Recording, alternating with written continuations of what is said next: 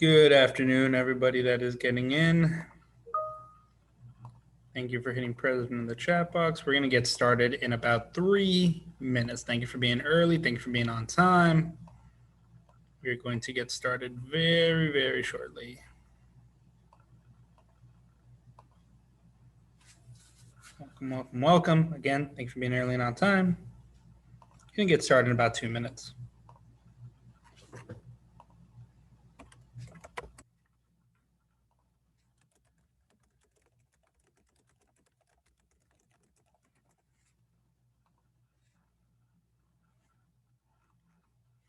Today we're going to finish out period 2 review, and then we are going to get into, or we probably won't get into period 3, but we'll try. We'll see how far we get. I do not think we will make it to period 3 because there's a lot in period 2, and I want to make sure we cover all of it. And I just realized, so if you go into Google Classroom, my apologies, the review guide is up right now, or at least it should be. If you cannot find it, let me know. And we are going to do something a little bit different with the review guides. I'll let you know what that is in a second. So it is in there right now. You need it. You need it digitally.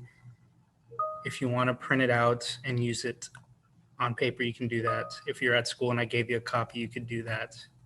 Actually, I think Jeremiah gave out the copies today, but you get what I'm saying. So if you want to do any of that, you can. But we're going to talk about the review guides in a bit and how we're going to use them for the rest of review week, because I think it just makes more sense. And it helps you guys out as well. So we'll get into that soon. Oh, my camera was off. There we go.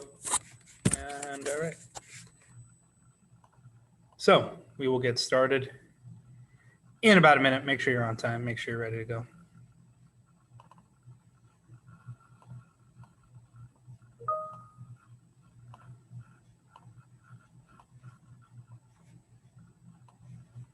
If you see me look up today, it's because chat is up on the second screen instead of slides. So that being said, guys, it is 2:25. Let me make one more post in the Teams. And even though we are missing a bunch of people, they are late. So we're just going to go ahead and get started without them. So go ahead, guys, and get started on that do now question that is on the slides. All right. Explain the difference between European nations' methods of colonization. So what I want you to do as an individual is pick one nation, whether that be France, Spain, the Dutch, England, whoever. Describe them privately in the chat box. Do that for the next 2 minutes while you are, we'll do 2 minutes just so that way you have time to open up the review guide in Google. So make sure you have your review guide open or you're getting it open, and make sure that you are answering that question. Pick a European nation and explain their methods. You got 2 minutes. Send it to me privately in the chat. Explain their methods of colonization as we are getting started.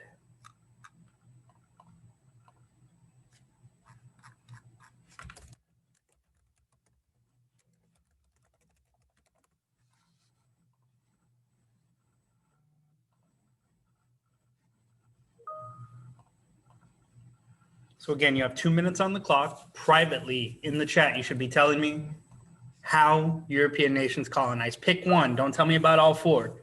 Pick one. Tell me about it. While you're doing this, you should be getting out the review guide that is in Google Classroom. It should already be posted. The slides should be posted as well. That is all you need to get. If something is missing in Google Classroom and not posted, please let me know. But everything should be up there.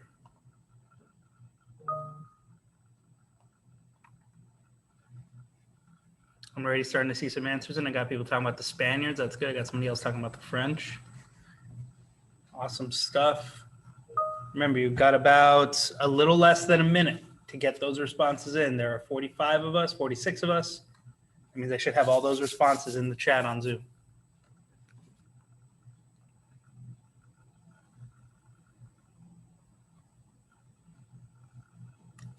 30 seconds. Ooh, I got the Dutch. Ooh, that's good, yes. When you're talking about the Dutch, don't forget what was their motivation. The Dutch, they didn't care about Christianity or converting, but their motivation. Why were they there if they didn't care about conversions? Alex, you nailed it. That's exactly what it is. There's a pack for grade. So we're going to talk about the pack in a bit because I'm making a little change to it. And it's really easy and it's something you got to do. So, and I'll tell you how it works and the way it goes because of how we've been doing this all week. I want to make sure. Convert, yes. French, good. French. I haven't seen anybody tackle the British, though. I see a lot of Spain, a lot of France. I see some Dutch. What about the British? What do the British want to do? If you've already answered, thank you. You don't need to tell that. But I'm talking to the people who haven't answered. All right? There's a little bit of time left on the clock. What about those British? About 12 more seconds.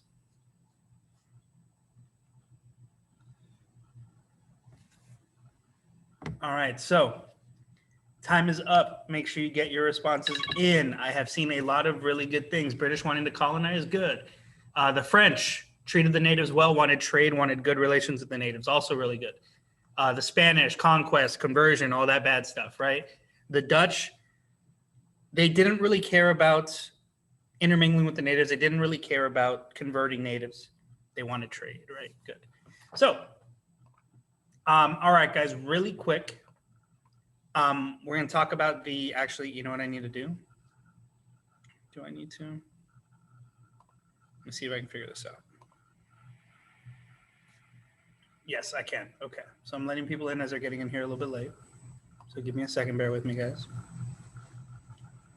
But so I'm making a change for the rest of review week, and it just made sense to me. So hopefully, oh, I broke something. Something's broken. Okay. So if you don't think this is going to work, let me know. And if you're still putting in your do now responses, I appreciate that. Keep going. But for the rest of this week, the way it's going to work is the way I wanted to do it is that instead of doing separate exit tickets that aren't really beneficial, I'm sharing my screen really quick. In Google Classroom, where these review guides have been, some of you have been really awesome about just posting them anyways, which I appreciate because they weren't due as a grade, right? But now what I want you to do is instead of having a separate exit ticket and giving you time to do that, since grades are closing this week anyways, catch up on old assignments. So if you haven't done those older exit tickets, the standalone ones, those 3 major ones, go do that. If you didn't do the one from the beginning of this week, go do that. But all you need to do for exit tickets and for a grade for the rest of this week is either submit the document completed, right, your notes, or if you're one that writes it down, whether that be in the document or on your own on your notebook, just submit a picture of your notes. Does that make sense to everybody? I just need some yeses. So for this, it counts as your exit ticket under where the review guide is.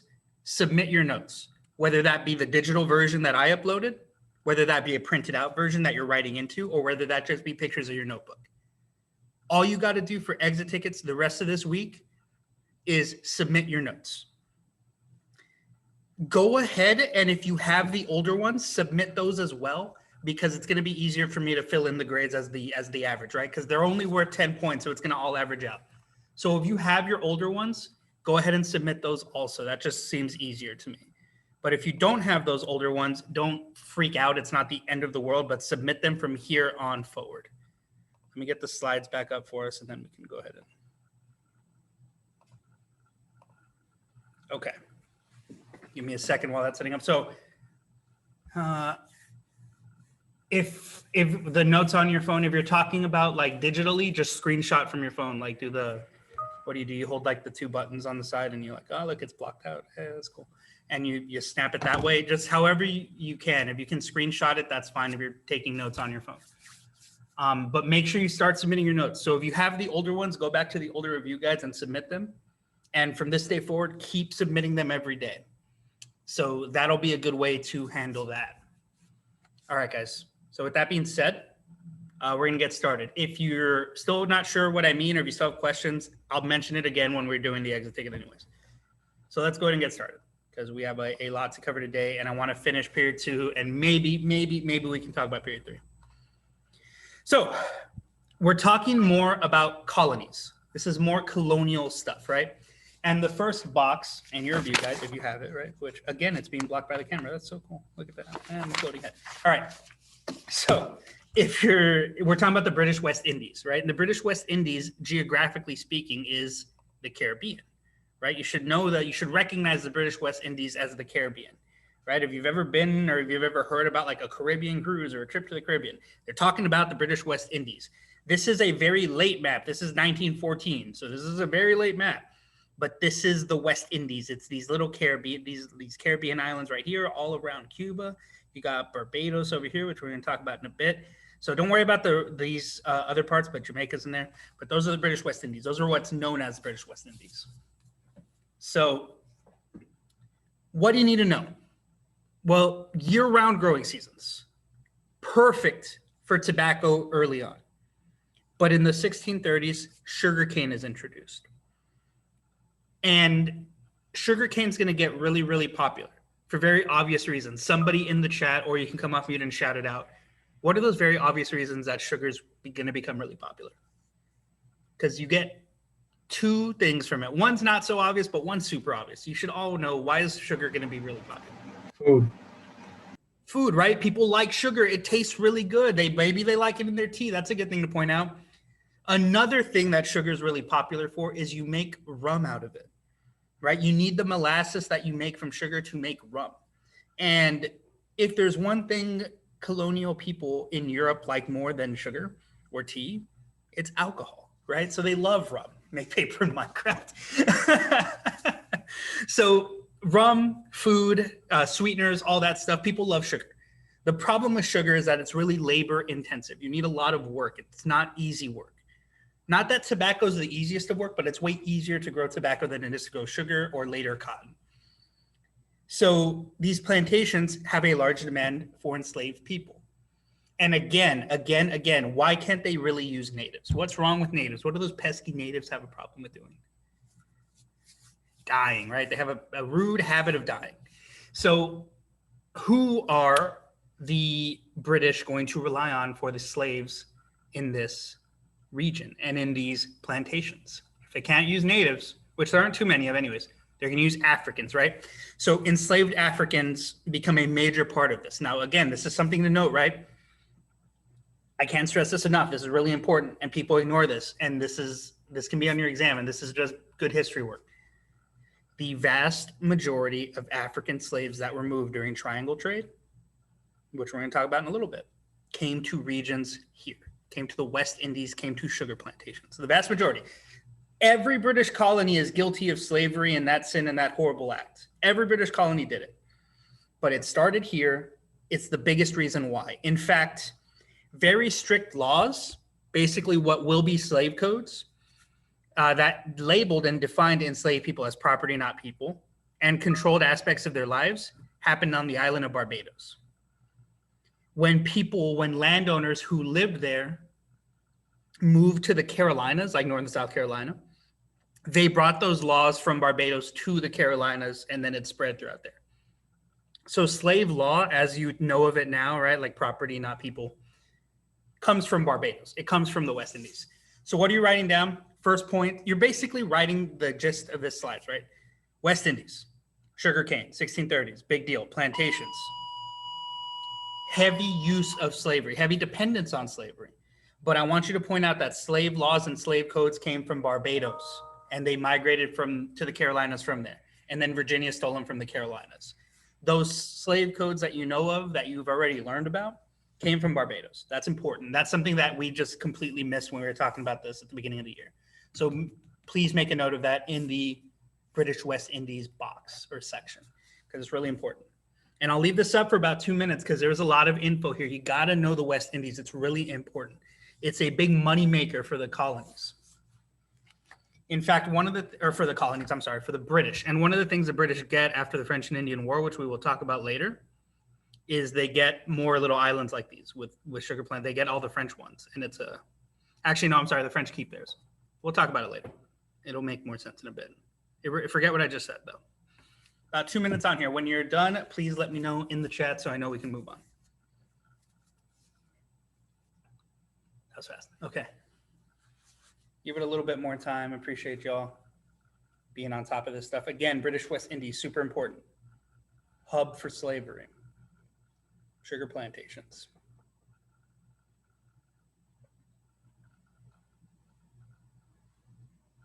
By the way, my head's blocking, but that's more or less what it looks. Those are the mills that process the sugar cane. They don't quite make it into paper, but they make it into the powder that you're thinking of.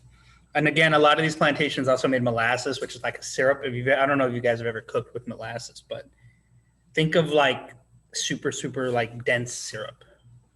And it's really sweet and it's really potent, and it's a necessary ingredient in making rum, which is what a lot of these, especially in New England, like a lot of New Englanders made rum and traded it.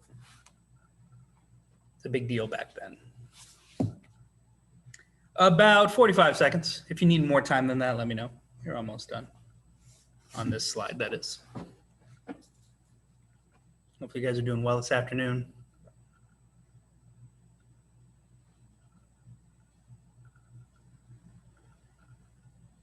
Also, if anybody's in here, hey, a muffin, nice.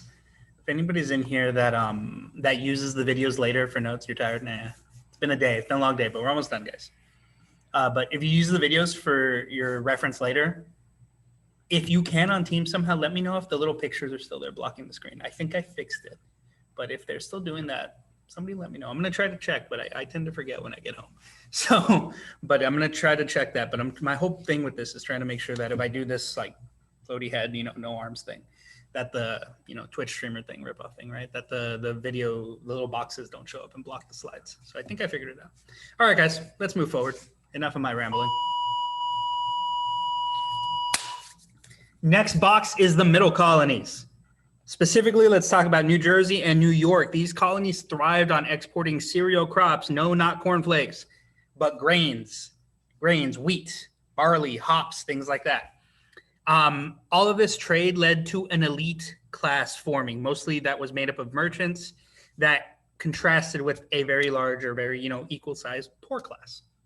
I shouldn't say equal size, very large poor class. So you have very poor people and you have very wealthy people. And these wealthy people were not landowners like in the South.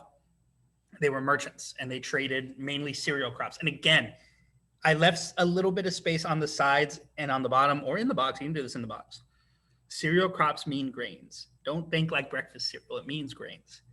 And I know that seems silly. And I know, not Cheerios. I know it seems silly, but I'm going to be a stickler for this because if you see cereal crop somewhere and it confuses you, it shouldn't. Cereal crop, grain, it means grains. And I know you guys are just messing with me when you put Cheerios in the chat, but just make sure you make a note of that if you're not sure about that, because that's a very unusual way to say, hey, stuff that makes bread, right? There's stuff that makes bread. Cereal crop, stuff that makes bread, right? Grains.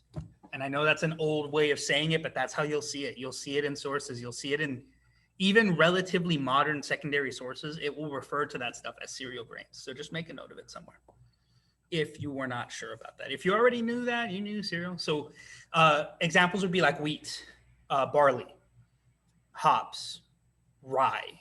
And again, it's easier to just put like wheat and grains. Think grain. Rye is good. Not beans. It's a grain. So wheat, barley, hops, rye is what I would put if you're going to name specific ones.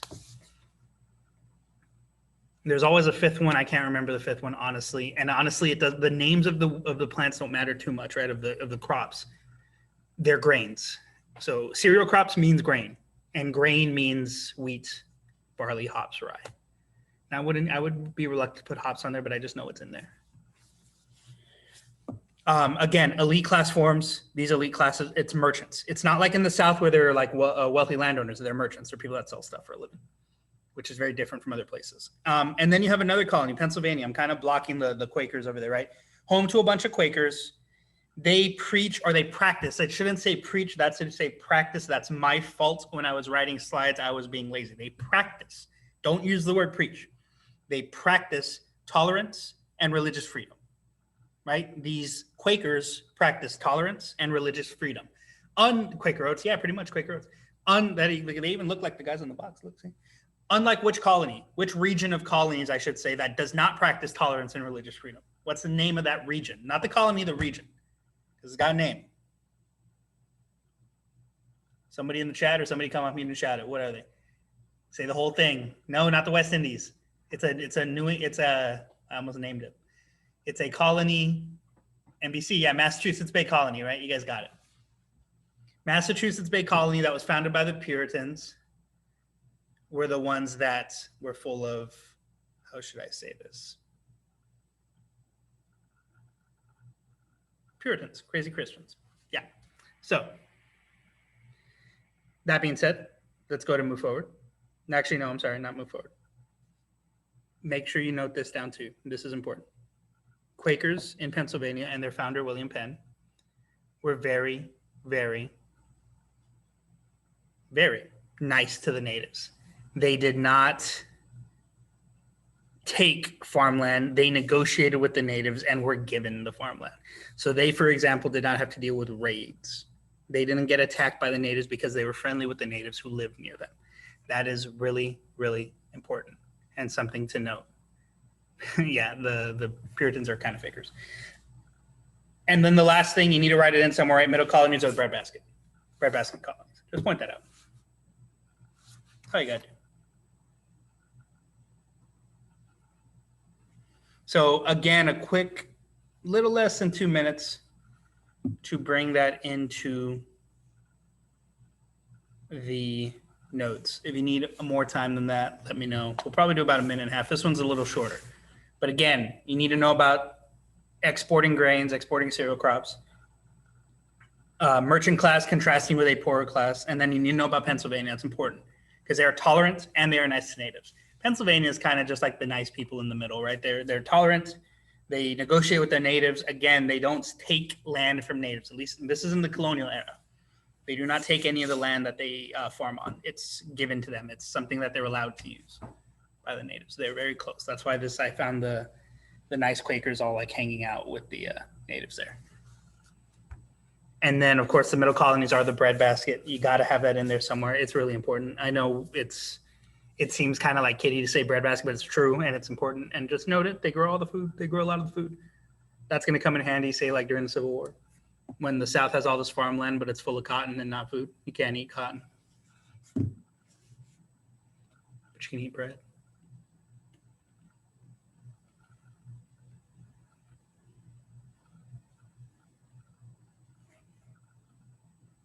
All right, about 30 seconds. We're moving on.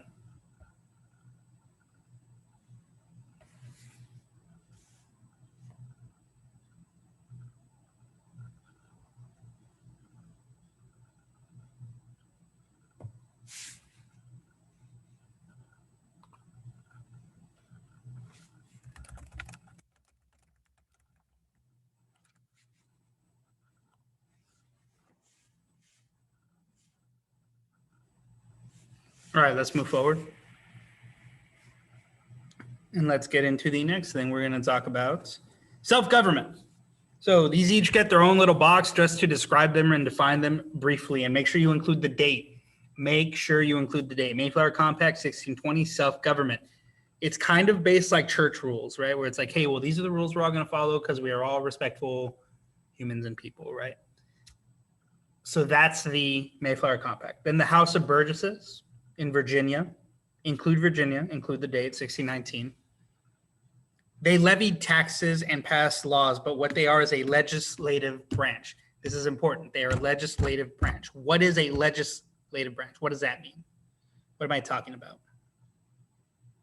House of Burgers. You can use House of Burgers to reference it. That's fine with me. But what is a legislative branch? Like, what do they do? What does legislating mean? When I say, hey, they legislated, what do they do? There's another key word you want to put in there. And if you don't, they create laws. Good, solid. Yeah, Devin, that's good. They create laws. So the legislative branch creates laws. So they are lawmakers. What else? What do they do specifically? What are they? They are a type of what? It starts with an R. It's something that Congress is now. And you can put no if you don't know, if you don't remember that. But we talked about these guys way back when. These legislators, these people, are elected as what? For the rest of the people. And again, if you don't know, just put no. Not sure. Don't know what that means. Representatives? Representatives. You nailed it. Good job. Yeah, they're representatives. So this is the first representative style government, right? You got representatives legislating 1619 Virginia. That's the House of Burgesses, House of Burgers. Then you have something called the Fundamental Orders of Connecticut. And all you got to put for that, first Constitution. So written rule book, written constitution, first time. And this is just a fact I would include somewhere. Usually in the margins, there's a little space for it. Where these assemblies existed, they were dominated and controlled by the wealthier upper class. That's just the nature of how it works. These assemblies are going to pop up all over the colonies, by the way. There's going to be one everywhere pretty much. Like by the time you get to the near Revolutionary era, these representative groups are everywhere, but they're pretty much controlled, or at least they're run by the wealthy upper class. Just something to note, something to note in there. Again, about a quick minute and a half. This is not that much information, and then we're going to move forward and we're going to start talking about triangle trade. If you need more time than that minute and a half, let me know.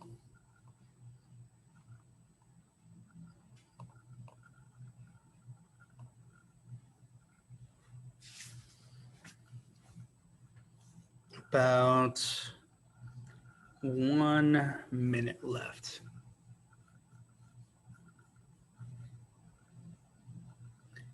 For the fundamental orders, Brian, don't worry about the date. I know I said include the date for all of them. Don't worry about the fundamentals date. You just need to recognize that name and that it's the first constitution. If you've kept really good notes, I know we talked about the date way back when we talked about this in, must have been October maybe, but you don't need to worry about it now. You don't have to put it, I just want you to know Connecticut and first constitution. Good question though. I probably should have put it in there, but don't worry about it.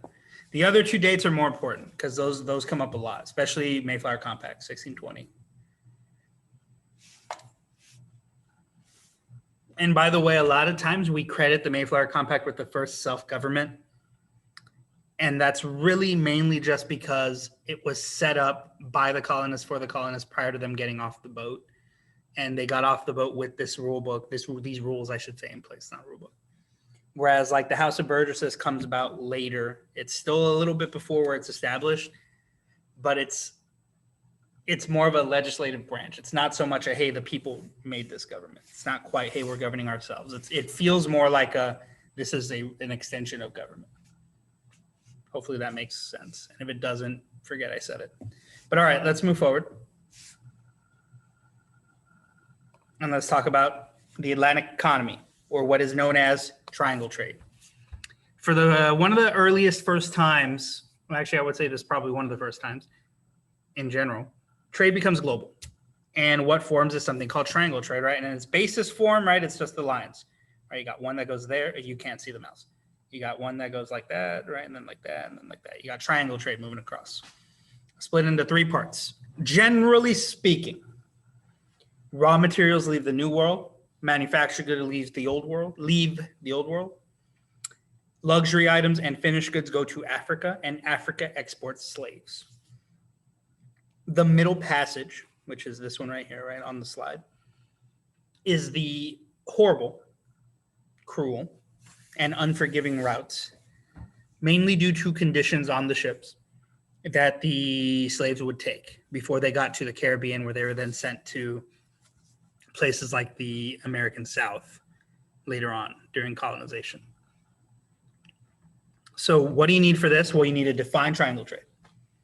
And then using this this image on the slide, kind of make your own little triangle trade logo, include the Middle Passage, and give me like specific examples, or include specific examples. So you don't have to list every example because this has like 5 or 6 for each section, but include like 1 or 2 solid examples of what's leaving the colonies, what's leaving England, what's leaving Africa, right? You don't need the little Caribbean islands one. That's a given. Just give me the 3 main triangle lines. So New World to Europe, Europe to Africa, Africa to New World. Do it like that.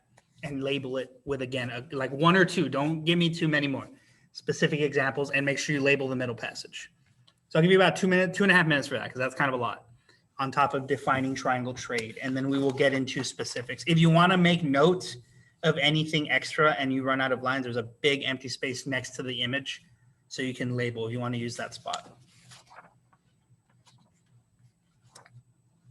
Yeah, so about 2.5 minutes.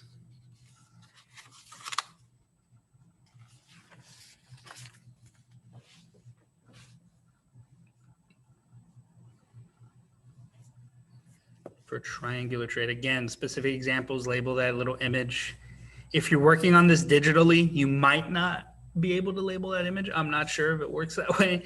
If you're on this digitally and you can't label it, then just include the specifics in your explanation. So if you're working on this digitally and there's no way for you to label it, which there might not be, I'm not sure how Google Docs works, even though I've been trying to make Google Docs. I'm still learning it, guys. Kind of old guy here. If it doesn't let you do it digitally, like the labeling and making the little arrows and stuff, then just include the specifics and where they're coming from, right? So like, raw goods left in North America, like whatever, sugar, and finished goods left Europe, like tools. Slaves left Africa, so on and so forth, right? Just include it like that. Explain it like that if you don't have the ability to do that digitally. But if you're writing this out, and even if you're writing this out in your notebook, if you're not using a printout, but you'd rather write, just make a little triangle. It doesn't have to be super detailed. Make the little lines and just label them, right? America, Europe, Africa. Do it like that. But again, if this is on digital, just explain it. That would make most sense. About 45 seconds left. Let me know if you need more time than that.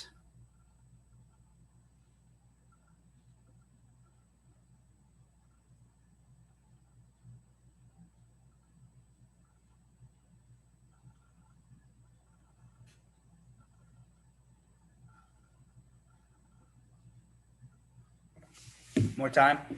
Okay. We'll go about, where are we at? Do a little less than a minute. Okay, move my head down here. Let me turn my camera off for a second. Hey, look at that, I'm gone. I'm disappearing act. Ooh.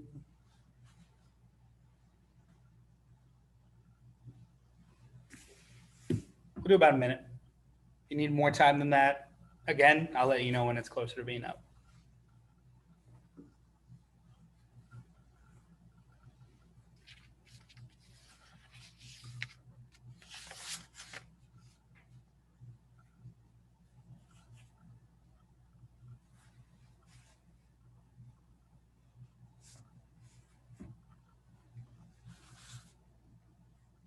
About 45 seconds.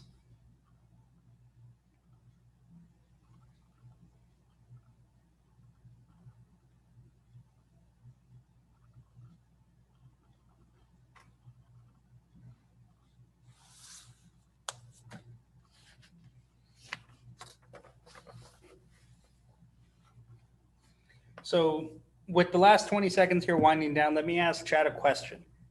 Why is all this triangle trade being done by the mother countries, by England and Europe and all that? What are they benefiting from? What's the system called that they're starting to use for their economies? The economic system they use because it's very, very, very beneficial to them. Nailed it. Mercantilism. Mercantilism. Yeah, y'all hit it all at once. Mercantilism's the system. So capitalism is more I know you're thinking communist capitalism, so you're thinking economic. Capitalism's more just the style that they're built around, right? Like people making money, the idea of money, less feudalism, more capitalism. But mercantilism's like a subsect that helped fuel the capitalism. Like it's the way they made money is through mercantilism, right? Everybody just kept making money that way. And we're going to get into that now on this next slide. And if you need more explanation on that, make a note of it and let me know at the end, and I'll try to go more in detail on that. But I want to make sure we finish the slides. So mercantilism in a nutshell, right? Benefits the, okay, sorry, that's worded weird. An economic system that benefits the mother country by exploiting. Wow, guys, it is late in the day and I am forgetting how to speak. But it exploits the colonies. So what does that mean? The colonies are not allowed to trade with themselves. The colonies are not allowed to trade with other countries. They are only allowed to trade with the mother country, right? And so basically the mother country is getting all of the raw materials and selling them back to the colonies in the form of what? How are they selling the colonies their own raw materials again? In the form of what? Manufactured goods. Manufactured goods, right? So it's colonial iron, but you got to send it to England in order to make the tool and then sell it back to the colonists, right? I use the analogy, I think I used it with you guys. I know I used it with 8th graders a long time ago. It's kind of a silly analogy, but it works. It's like if all the ovens are in England and all the ingredients for the cake are in America, but you got to send your ingredients back to England, and then they bake the cake, then they sell it back to you for triple the price. That's mercantilism, right? all of the finished goods come back and you're paying double, sometimes triple, depending on the time of year, the year you're in, for the same stuff that you probably should have here. And that's how mercantilism works, and it really exploits the colonies. And around this time, the Navigation Acts are passed. And these are laws that required merchants to engage in trade with the English colonies and English ships. Certain items could only pass through British ports. This is really strict rules. The problem, not the problem, I should say. The thing is about these, right, and something to remember, and we're going to talk about it more tomorrow. The British weren't enforcing these laws, but they were in the books. And there will be an event that makes them enforce the laws. And that's spoilers. We'll talk about it tomorrow. Even though you already know it, you should already know it. We'll talk about it later, right? But these laws, initially, they're not being enforced, but they're on the books from very early on. This economy changed the colonies is the last thing you need to put in here, and then I'll give you 2 minutes to write it out. It made them hubs for trade. It made them super important. They were making money hand over fist. Trade was going through. Trade makes cities grow. It's why railroads are going to be so important later when we're talking about westward expansion, because that's where the trade comes from. During this time, it's having port cities, and all these port cities have stuff moving in and out over and over and over again, day and day and day and day. And that's why they become so important. The colonies become a big deal.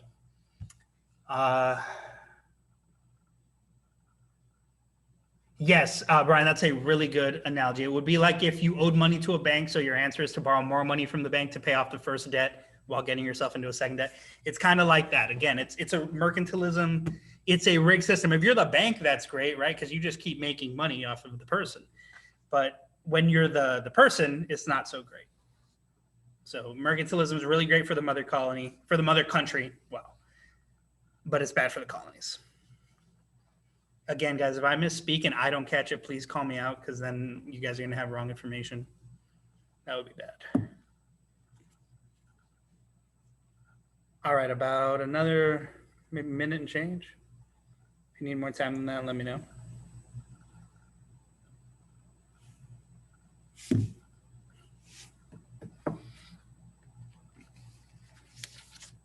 So again, explain the Navigation Acts, define mercantilism briefly, and explain how these systems changed the colonies. They made them more important hubs for trade.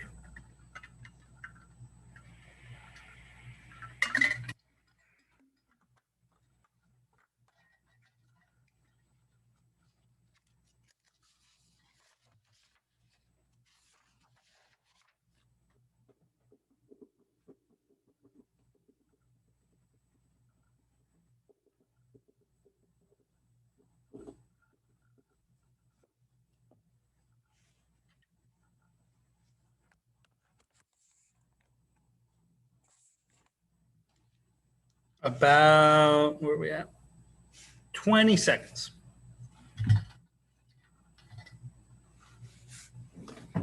Now we're going to move on to a not so fun topic. We're going to talk about slavery in the New World and the legacies that it left behind. So let's go ahead and move into this and let's get started. So from 1700 to 1808, around 3 million slaves were traded through British colonies, all British colonies, like as a whole. Most went into the West Indies, but every single colony, for the most part during this time, participates in slavery in some sense. There are slaves all over the place this early on, right? This in the 16 and 1700s. Now in the 13 colonies specifically, places like New England had relatively few slaves, right? Small number of slaves, but they still were there. But the southern colonies in places like, Virginia and the Carolinas, Georgia, they held lots of slaves. And Virginia, this is the point where Virginia will copy the slave codes of the Carolinas and Barbados and start using those as well. So in the South specifically, you get these dynamics forming, right? This slaves aren't people concept that will take hold there, and it will be in place for a long time. We talked about it with black codes and Jim Crow, right? How they're based, well, not so much Jim Crow's a different animal, but like how black codes are basically slave codes, just with the word slave taken out. So those starts here during this time. It's a legacy of British colonization. Again, a lot of the British colonies did this. It's how they made their money. And again, in some places there are a few, like in New England, but in places like in the American South, there were a lot. So just a quick note of that. explain the 13 colonies use, and explain the use of the British overall.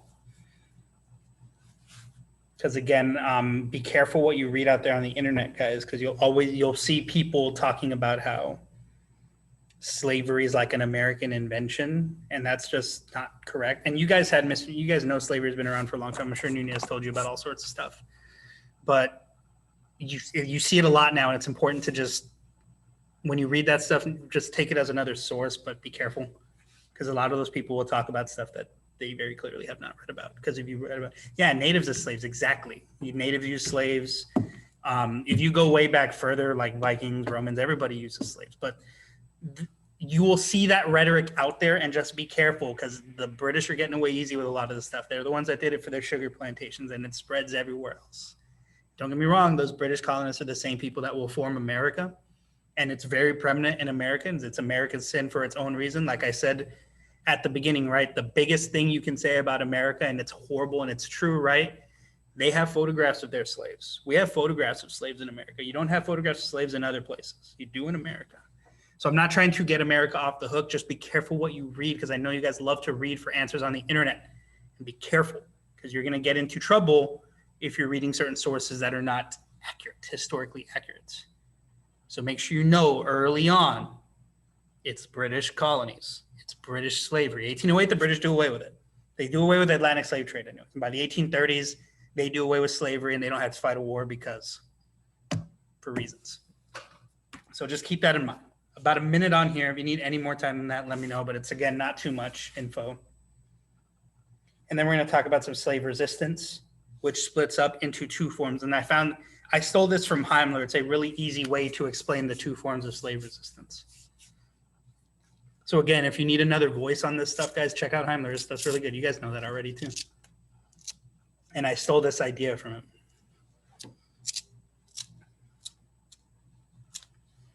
About 35 seconds.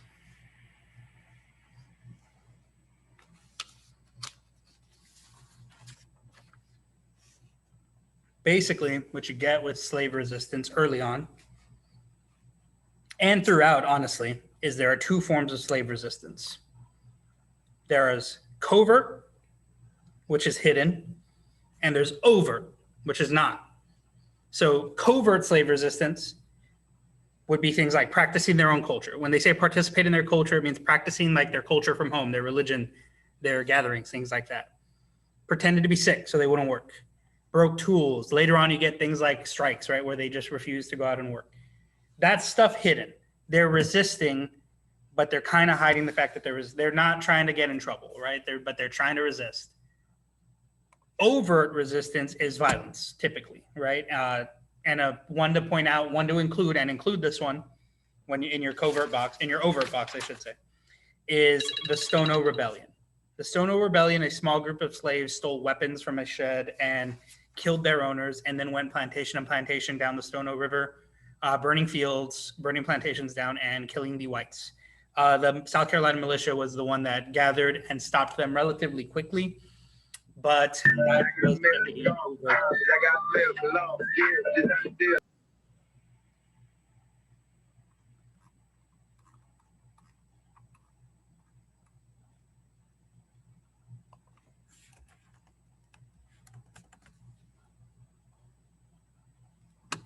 so about another minute and change.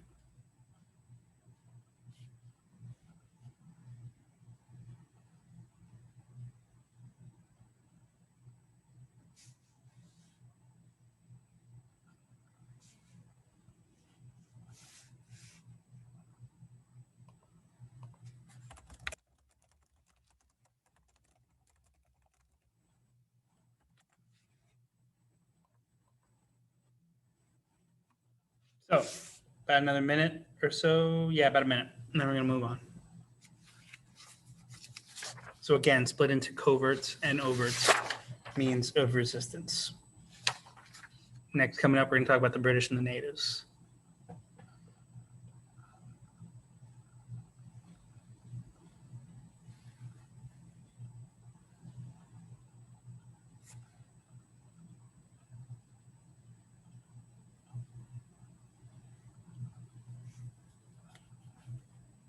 All right, let's move forward.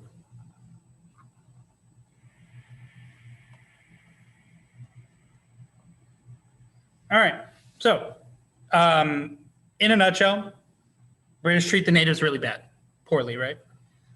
You have something called Metacom's War. It's also known by the English as King Philip's War. Include both names. You need both names.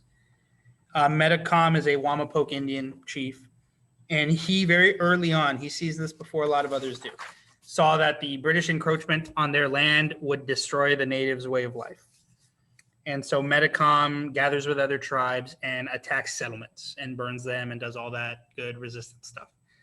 And the British ally themselves with the Mohawk Indians. They do find a tribe that helps them out. And eventually, after a little while, after some off and on fighting, the Mohawk Indians will ambush and kill Metacom. And once Metacom dies, his resistance kind of dies with him. So that's Metacom. That's Metacom's War or King Philip's War. Again, include both names. Make sure you include that as a major point in an example of how the British pretty much dealt with natives, which is they didn't deal with them very well. Typically, it led to some sort of violence or fighting. It was almost never easy to handle. We'll put it that way. So again, about a minute and a half. It's not a lot of information, but it's something you got to know as we get into talking about the Enlightenment and the First Great Awakening. And then that is it for the day. So we're almost done here, guys. You know, it's been a long Tuesday, oddly. But we're almost done. No worries.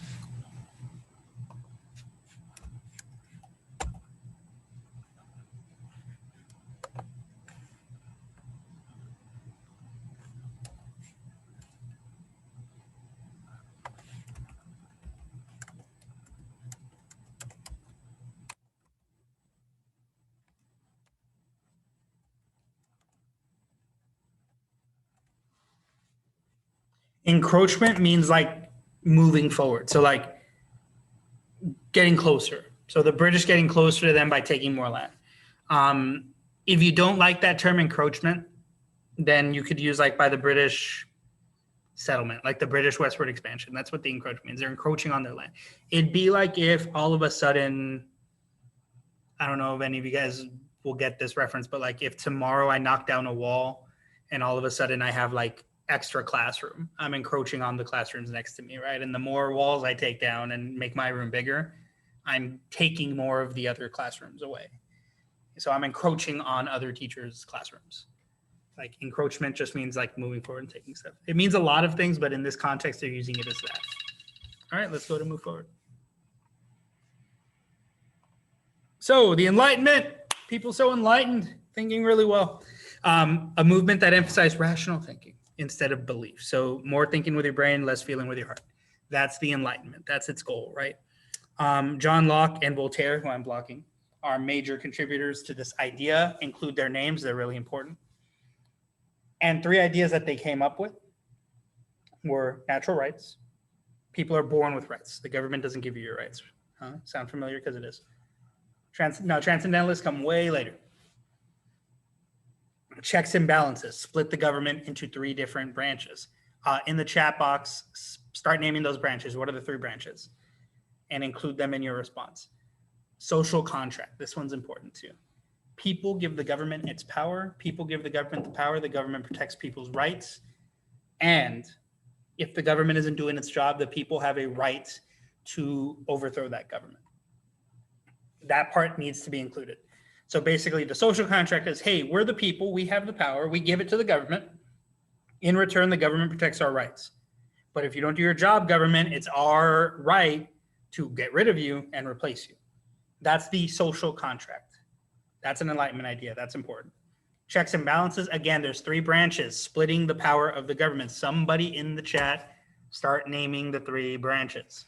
And if you just remember one or two, put one or two, and then eventually we'll get all three. And then I'll shout them out so that we can go. But name the three branches. I got legislative. Awesome. What else? Judicial. Awesome. Executive. Good. Legislative, judicial, executive. So name the three branches in there. Those are the ways that you should split up a government, according to the Enlightenment. Name the Enlightenment thinkers, right? Well, Locke, Voltaire.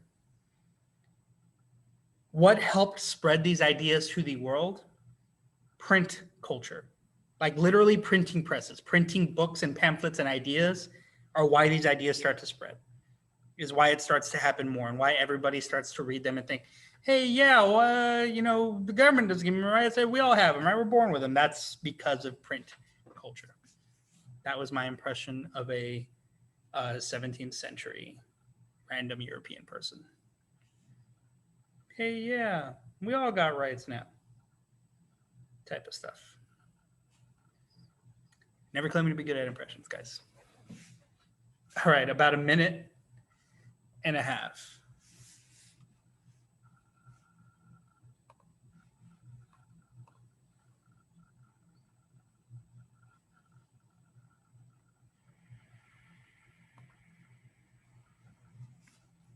About a minute left on the clock. Again, the Enlightenment. Being enlightened, being super, super well thought out.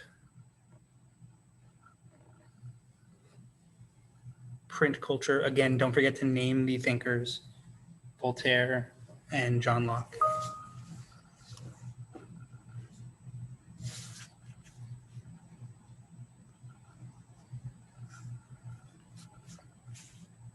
About 30 seconds, and we're moving on to the last information slide of the day. Then we'll talk about the exit ticket again, for those of you that weren't here at the beginning of class when I went over it.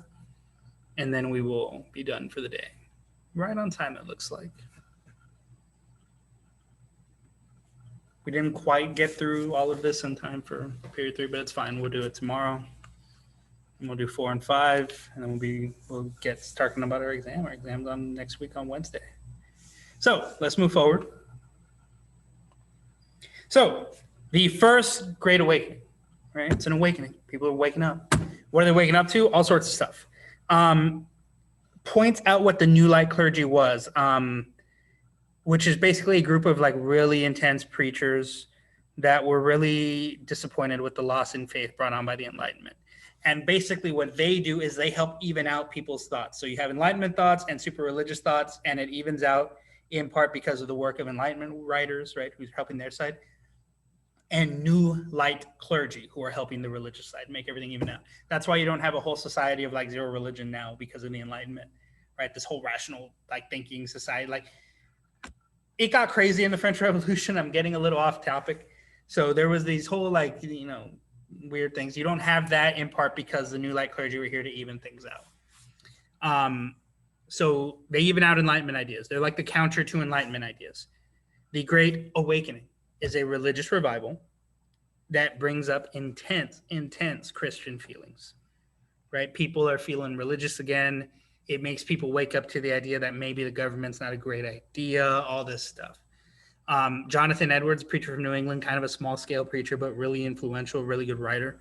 Then you had George Whitefield, who's this guy right here, with his hands up towards Jesus, preached everywhere, big scale. Everybody knew that guy. Just point out their differences. The colonies are Anglican. They're being more Anglican. They're becoming more English, religious-wise and in general. But during this period, you'll see a distrust start to form with the British. There will be this disconnect where the colonists are kind of like, I don't know. And one of the big things that does that is something called impressment. Not impressment like, oh, wow, that's really cool, right? Impressment as in forcing people to become sailors in the Royal Navy. The British will do this for a long, long time, right? Even after Americans are Americans, they'll still be doing it. And so for those last couple of things, right, tell me what's changing, right? That while the colonies are becoming more Anglican, they're starting to distrust the British. And then tell me about impressment on the bottom part. So I'll give you about 2 minutes for that. Then we'll talk about your exit ticket, and then we'll be done. So about 2 minutes, fill in that info. If you need more time than that, let me know before I move on.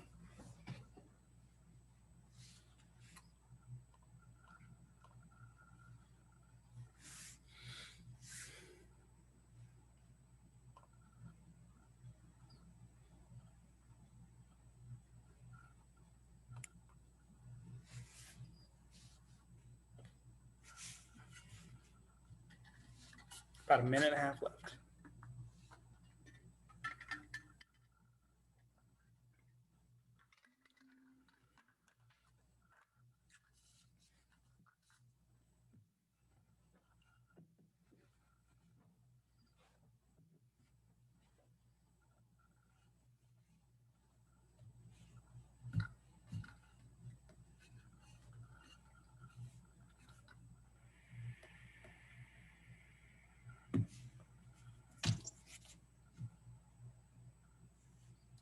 1 minute.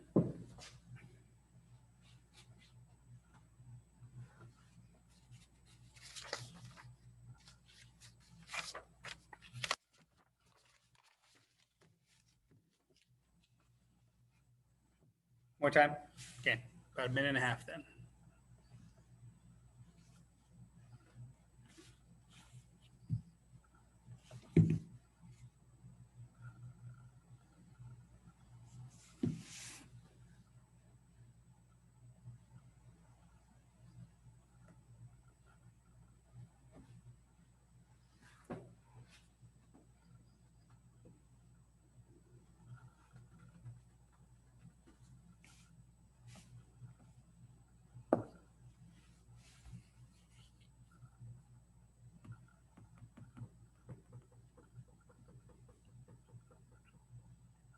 New Light clergy were these preachers that were like really religious. And what they do is they balance out the rational Enlightenment idea thinkers, right? So think of the Enlightenment thinkers as like, oh, ration and reason, and you don't need that religion thing. But think of the New Light clergy as you super need religious things, ration and stupid, so is reason. Like it's the opposite end of the spectrum. That's not literally their argument. I'm just being, exaggerating. But they're the opposite to the Enlightenment thinkers. So they're more feel and faith than reason. And the Enlightenment thinkers are all reason, no faith. Whereas the New Light clergy are all there to be like, no, you got to have faith. You got to believe, like all that stuff. So they help even out the people where everybody's leaning towards the Enlightenment. And then the New Light clergy come in and are kind of like, hey, maybe we should, go back to religion because religion is pretty important. And it kind of balances everybody out. If that doesn't make sense, let me know and I can try to explain them again. But that is it for time. So let's go ahead and talk about the exit ticket. So exit tickets are in Google Classroom. Again, if you were here already, this is pretty self-explanatory. You've already seen this. You don't need me to say it again. But if you weren't here, then allow me to talk about what exit tickets are going to be for the rest of this review week. You didn't get British impressment? Okay, we'll talk about impressment. I'll put it back up right now in a bit, Tom. So exit tickets for the rest of this week. And if you have the old ones, go back and do that. All you need to do is upload your review guide, whether that be the digital version, or if you're writing this down, just upload a picture of your written work or your typed work, like a screenshot from your phone or anything. But upload your notes. That's what your exit tickets are going to be for the rest of this week to close out the grading period. If you have time, because you've already taken great notes and you have uploaded them already, make sure you've turned in your older exit tickets. The 3 standalone ones, for example, are super, super important. Those grades are going to be going out for the rest of this week. Make sure you turn them in. So exit tickets are just notes. Upload your notes in that thing. So our ET is notes. Yes, that's your ET. Upload your notes in where the review guide is on Google Classroom. That's your exit ticket. So with that being said, people said they needed the impressment slide. So I'm going to put that back up here. And then you guys, if you're done with uploading your notes, you are good to go. That is it for me. Have a great rest of y'all's day. I'll see y'all tomorrow. Bye, guys. Oh, that's why it's blocking. That's where it is. See you, Roman. Have a good one. See you, Desiree. Have a good one. See you, Jonathan. So I'll leave that up for a little bit. Be on this call for a little bit longer. Let me end the recording.